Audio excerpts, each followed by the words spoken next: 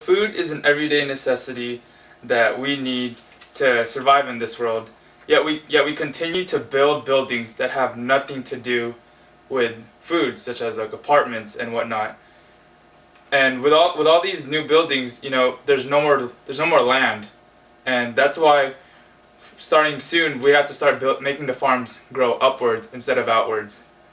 And I'm sure, even me, everyone loves to eat, but once the food starts running out, then there's really nothing that we're going to be able to eat. Am I right?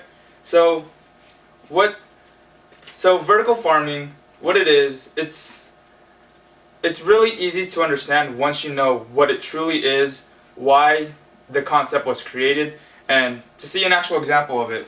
So, what is vertical farming? So, the Cambridge Dictionary says that vertical farming is a business of growing crops in tall buildings of cities. And just like right here, I have an example of one of a vertical farming concept. It's not real yet, but in the near future, it just may be. So, if you picture it, it's kind of like if you know the King's Library. It's like, imagine that, but just filled with plants and like farm stuff. And to make it a little easier around, but not wanting to confuse too much, it's also kind of just like, growing, like having a farm indoors. And the two pretty much mean that you want to build a system inside so that you can like manage everything. And now that you know what it is, it's helpful to know why we created it. So vertical farming was created due to a few social changes. For one, there's more housing, obviously. In the town of Milpitas, in the past 5 years approximately, there have already been 2 to 3 apartment complexes, and that's just a small town. Imagine what's happening throughout all of America right now, with more apartments being built. There's, like I said before, there's less land for farming. And an article I read, it says that each body requires approximately 1,500 calories a day, and at that rate, we're gonna need to create approximately farms big enough to cover Brazil, which is about 2.1 billion acres. And obviously, the Earth isn't gonna give us this land for free. It's physically impossible. So what has to happen is these farms, instead of growing outwards, they have to grow vertically, because Earth can't take the air away from us. And yeah. So another social change that's happening is the amount of food. Again, there's more people being born in this world like every day. And with more people, that just means we're going to need more and more food. And it is said that there is, in the near future, that there is a possible global food crisis, and that vertical farming can be a possible solution to this crisis.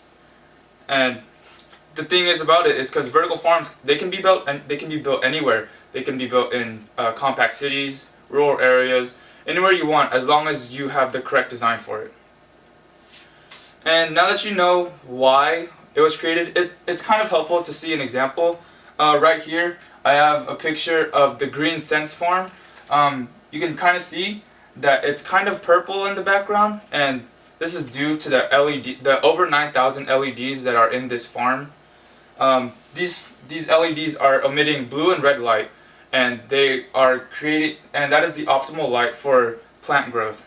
And with the light being directly above the plants, these plants, they don't have to waste energy growing upwards. They can actually go outwards and have better density.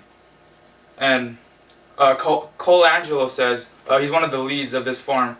He says that they can grow green crops in 12 days, baby greens in 30, and lettuce will be ready in 35 days. That's amazing. Like, they're just making it in this kind of building. And this, not just this one, but all vertical farms alone, it helps a lot of things. Like, it helps the environment and it helps the people. Environmentally, with the LEDs right above, they can control everything, and this way they don't have to use pesticides, which actually can mess up the world in a way.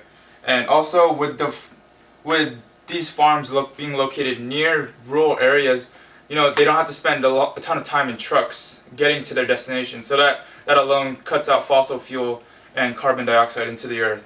And for the people living in urban areas, there are some places where they actually do not have grocery stores. And with a vertical farm right around the corner, people will be able to have the option to buy freshly grown produce instead of having to deal with just liquor store items that can only be bought at liquor stores and they don't have groceries available. So this is vertical farming. It's kind of easier to know once you know what it is, the reason behind creating it, and an example such as the Green Sense Farm. And these vertical farmings were built to help lives throughout the whole world, and it can be produced in cities, and it will add more food to the world in general. So next time you make a salad, just imagine where that little green leaf came from.